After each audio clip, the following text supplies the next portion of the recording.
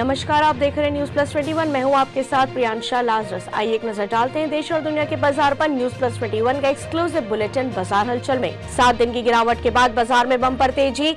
Sensex 1016 अंक बढ़कर 57,426 पर बंद। निफ्टी 276 अंक चढ़ा। बैंकिंग स्टॉक्स में आया जबरदस्त उछाल। विनिमय दर में बदलाव का विदेशी मुद्रा भंडार में आई गिरावट।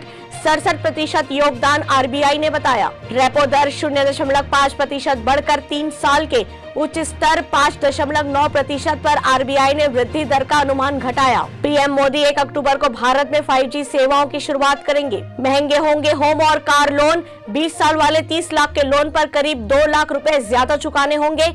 आरबीआई ने ब्याज दरें 0.50% बढ़ाई। आज सोना चांदी के दामों में तेजी। सोना 50,350 के पार, चांदी 56,000 के ऊपर पहुंची। इन्फोसिस अपने ही शेयर को खरीदेगी वापस। दूसरी तिमाही के नतीजों के साथ बायबैक का कर सकती है ऐलान। पेटीएम के शेयरों में 7% तेजी का चांस। जेपी मॉर्गन ने टारगेट बढ़ाकर 1,000 रुपए किया। हेरिटेज फूड्स में एक दिन में 19% से ज्यादा की आई रैली। ब्लूमबर्ग बिलियनियर्स इंडेक्स ने बताया एलन मस्क की 1 लाख करोड़ रुपए की संपत्ति हवा।